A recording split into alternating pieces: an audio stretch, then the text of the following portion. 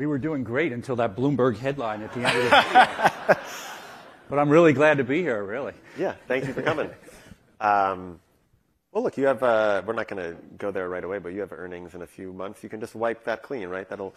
I want to start just with news of the moment, because you guys have a pretty big business in Florida, which I believe has been affected by the hurricane down there. So is everything fine at the parks? Thanks for starting there. Well, theme park, great news for that is we'll be open tomorrow and maybe even tonight with City Walk.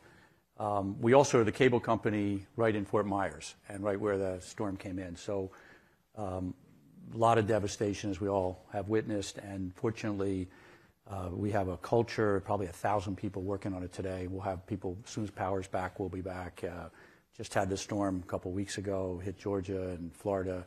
It's awful this time of year. So hopefully everybody is safe, and it was good. I think the media did a great job forewarning people, and it was taken quite seriously. So thank you for asking. Yeah, I feel like there's more, I mean, for obvious reasons, there's just so much more storm coverage than ever before.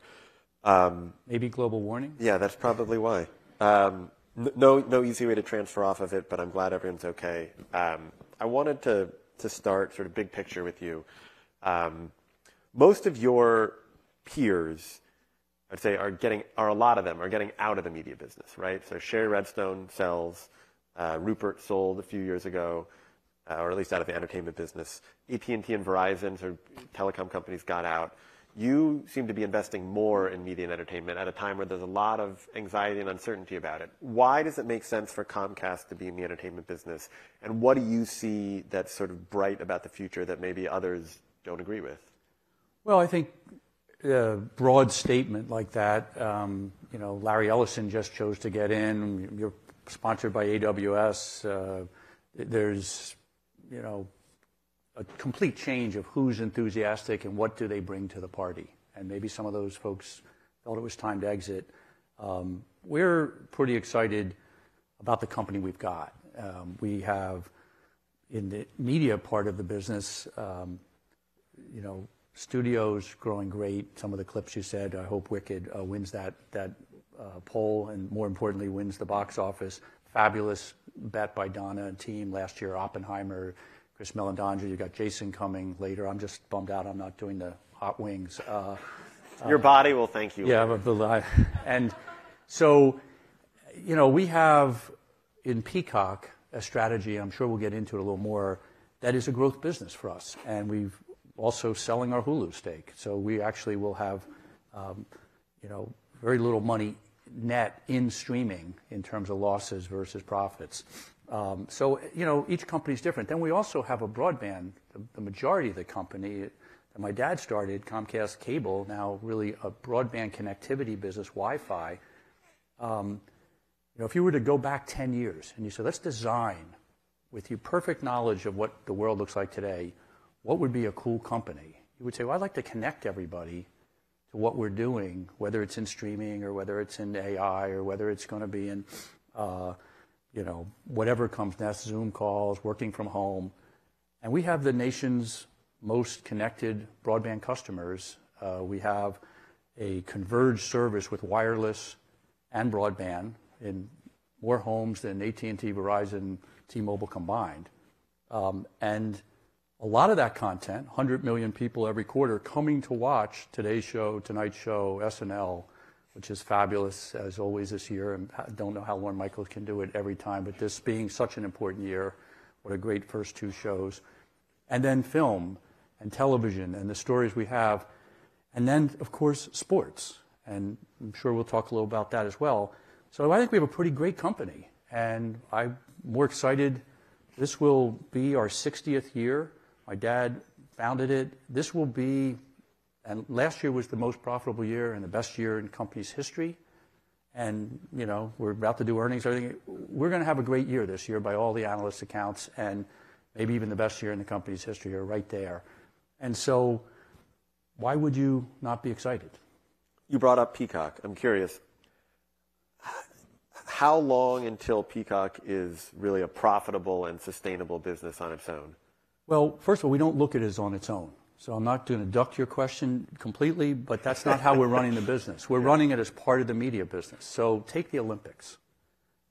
87% of the viewing was on NBC or one of our cable channels. 13% was on Peacock. But together, we presented to the consumer all those choices. Every event, every athlete, every country. Mike Tirico doing 2 primetime shows in a heroic fashion, hard to... We have the stats here. NBCUniversal had the most viewership of any company, TV viewership at any company in August because of the Olympics. We did it for 17 straight days. It's so hard to keep America's viewers' attention for more than 2 hours, let alone 17 days. So that was a whole company effort. And so to pick one part of the company and say, well, how's that part doing? Well, if your goal is to just be Netflix, that's a really important question. If your goal is to have a media company that, particularly in the United States, which is where most of our emphasis is to deliver sports to, I think of, Bloomberg didn't have a print business, but I was chatting with some friends from the Wall Street Journal, and they had to go from a, quote, dying print business to a growing digital business. And New York Times had to do the same. And there's some people that didn't make it. USA Today may not quite get there. Philadelphia Inquirer, regional papers, tough business. We think NBC, we are going to get there, and Peacock is going to be part of how that happens. As more and more people cut the cord, more and more people will take Peacock. But that's why people ask about the sustainability of Peacock. I get that it's part of this broader group, right? But your cable networks are the ones that are kind of going in the wrong direction, right? So you need something to offset that. Peacock, we think this year will be the most losses we've had, even including the NBA investment that we're making. We're already improved. That's what last quarter showed. The NBA won't hurt profitability going forward. Well, it might theoretically in the short run, but in the long run, we're super excited and think that it's factored into what we need to spend and what we'll monetize. If you go back, we had all our content on Hulu. We bought the company. That was what NBC had committed to before we owned the company. Then Fox happened, and Disney got control of Hulu. We worked out an amicable way to extricate, which was taking 5 years. We didn't want to sell our Hulu stake until the end of those 5 years. Taking more than 5 years at this point. By a little bit. We're gonna figure out eventually the end, and we will have taken. We've already taken, a lot of billions of dollars out off of several $100 million investment, and maybe more to come, we hope. And so when that's all said and done, we got all the content onto Peacock, but we had to start at a very late date compared to other streaming. So our strategy was to take all the sports we had and now make them available to people who didn't buy the bundle. We're the first ones in a way to actually do that. And then layer on all the episodes and all the seasons and all the great content that Donna's making in film, created a new set of windows. Team did a super job where some of our content is for 4 months, all of it's on Peacock. The next 10 months, it goes to either Amazon or Netflix, and then back to Peacock. Nobody had ever done that before. So we've been kind of innovating, I think, in the changing industry and the changing landscape to work for our set of assets to give us a very sustainable path to be able to say to you that our media business will be profitable, is profitable, will continue to be profitable, and I believe will grow despite the downward pressure because of the growth of Peacock. Right. I'm wondering if you are confident in Peacock on its own, not on its own, within your company, but as a viable streaming service going forward. Why? It's been publicly reported by Bloomberg and others. You've had conversations with other companies about merging streaming services, joint ventures, that sort of thing. Paramount's certainly been out there. Why have those talks if you're a big believer in Peacock? Well, there's always, just because you reported at Bloomberg, I'm not going to say it's accurate. But of course, if it's Bloomberg, it must be accurate. So therefore... Well, you referenced the Journal. They also reported. I feel like if both Bloomberg and the Journal are reporting something, odds are it's accurate. Absolutely. So, and throw NBC News in there too. So, in all seriousness, obviously people are going to say, here's a changing landscape. What can I do that would advance myself? So conversations are always going to happen. They happen in all businesses all the time. I think it's a tough thing to actually get executed because I'm a believer, coming from where I started my career in cable. My first job was selling HBO door to door, one of the first jobs. And we had a lot of channels. When John Malone said we're going to go to 500 channels, it kind of got laughed about. And then the internet, of course, went to infinity. So the notion that we'd have 10 streaming services doesn't intimidate me whatsoever. The technology for the consumer is the question. Can I bounce from show to show? I'm not too hard to get from Netflix to Peacock to Apple to... If you believe that's how it's going to be, then that's an issue. I'm coming from a world that we went from 3 channels when my dad started to 500 channels, and we had no problem doing that. And the consumer got used to it. So the question will be, can we solve that? Well, we have technology which we've licensed to Charter, we've licensed to Rogers, we do it with Sky, we do it in Australia, we do it in South Africa, where you just talk to it and say, House of Cards, Sunday Night Football, Dodgers game, congratulations. The Phillies didn't do so well yesterday. You just go. It's just like changing channels. Right. Now, somebody will come along and say, well, can I buy one subscription and get all these services so I'm not out of luck? Well, that sounds like cable TV was. So I have a bias that I could see it all kind of being some form of consumer wants to go where the great content is. And if AMC makes a show, Breaking Bad, and nobody had ever watched AMC before that, perhaps, and all of a sudden they had AMC and they had Breaking Bad. That's the great community here makes the breakthrough must-have programming, whether that one day is an Olympics or one day is a show that I never knew I wanted, and word of mouth. And I'm confident that Peacock can play an important role in that. And whether we do that with others or by ourselves or in some sort of partnership, those are things that right today we're pretty happy where we're at, but we'll see. We didn't bid on Paramount. All the press wants to have us do something I don't know that we are going to do. We'll see. Okay, I was going to take you in another direction, but you brought up M&A, so let's go and do it. You didn't bid on Paramount. The company you've been linked to most often is WBD. There's this sort of belief in the market. You want to spin out NBCUniversal. You want to merge it with Warner Bros. Discovery. You want to buy Warner, something like that. You've publicly, privately, to my understanding, been not necessarily dismissive, but said you don't think that's going to happen. Why don't you think that deal makes sense? Well, I think I don't want to comment on any specific deal, and you can understand why that would be the case. They're a wonderful set of assets, and David Zaslav's working really hard, trying to figure. You're about to say doing a good job, and then you self-edited. How can you read my mind? But in all seriousness here, they're trying to do something very different than what I just described, and therefore. I think we're going to do our thing, and we're the company we've got, and the assets, and the team, the people.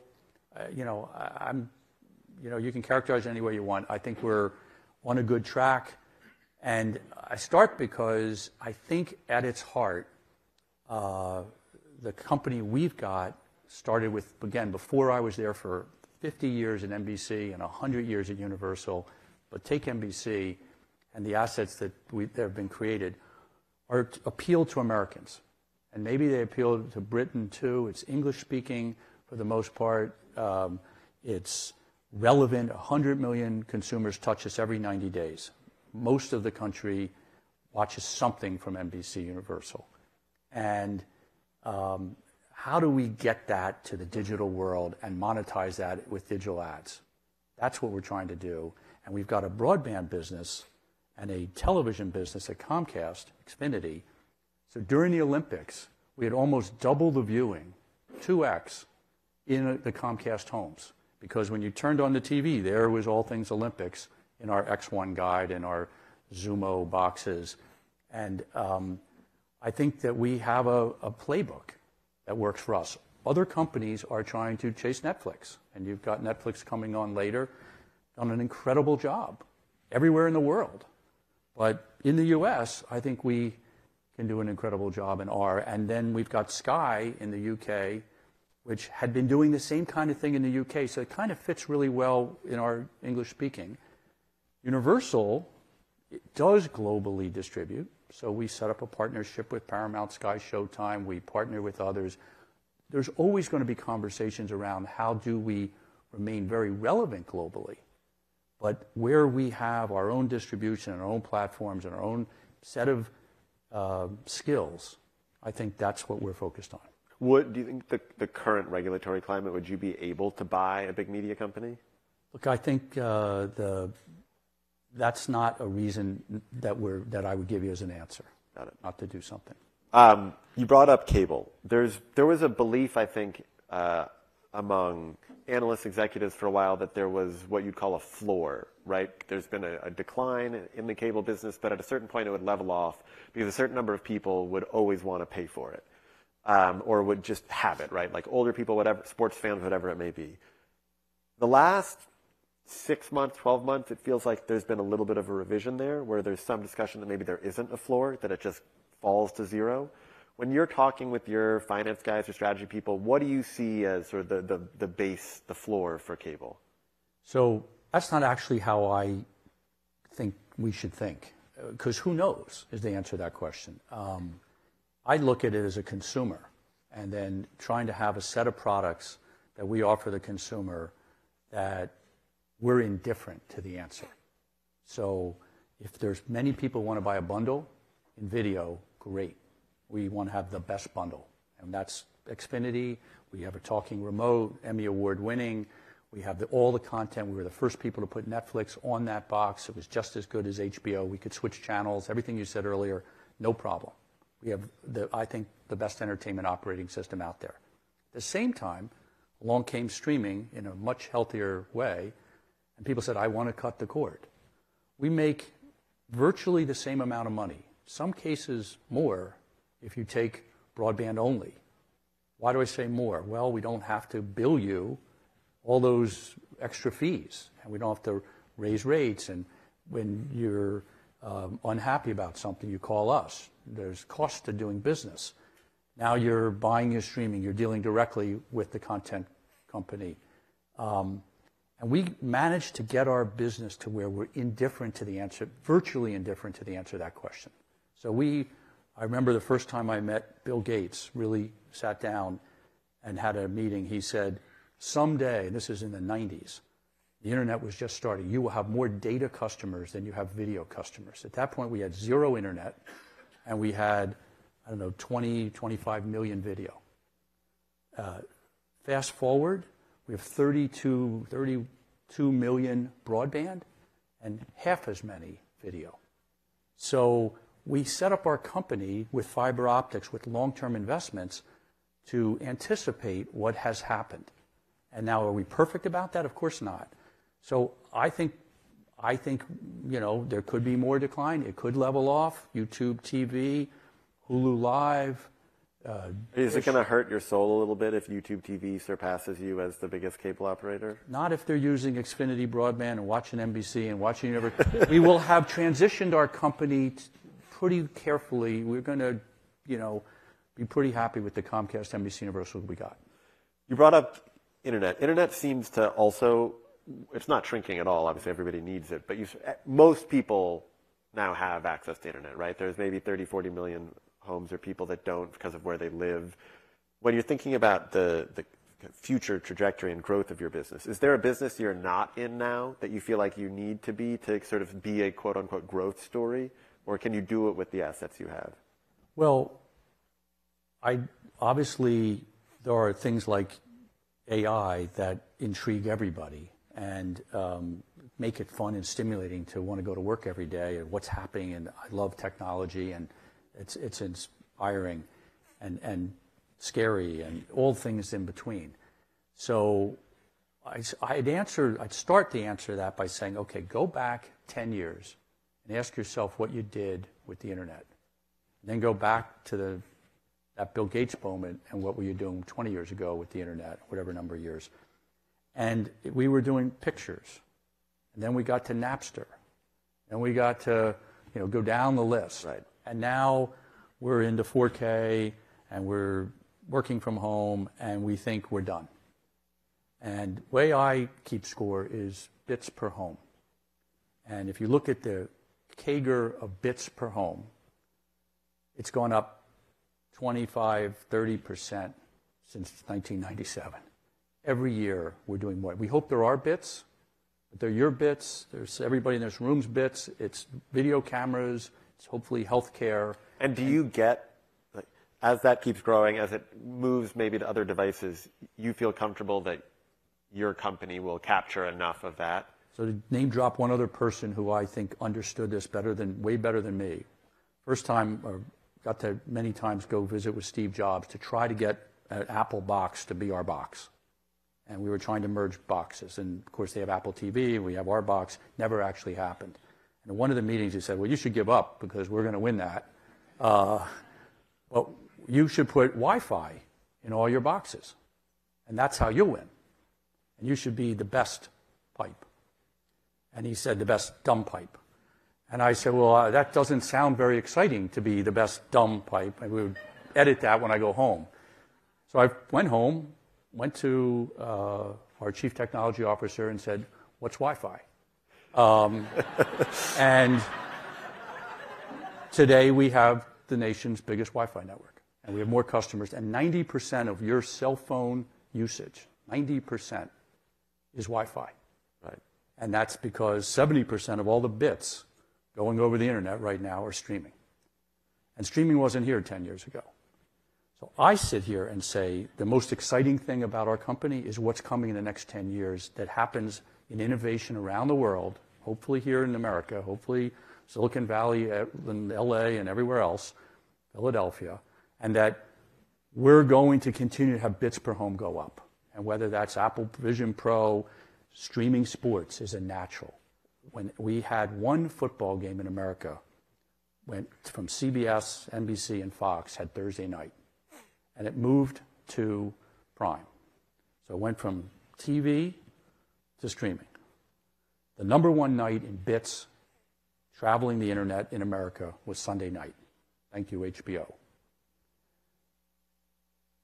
The entire internet moved to Thursday night with one football game.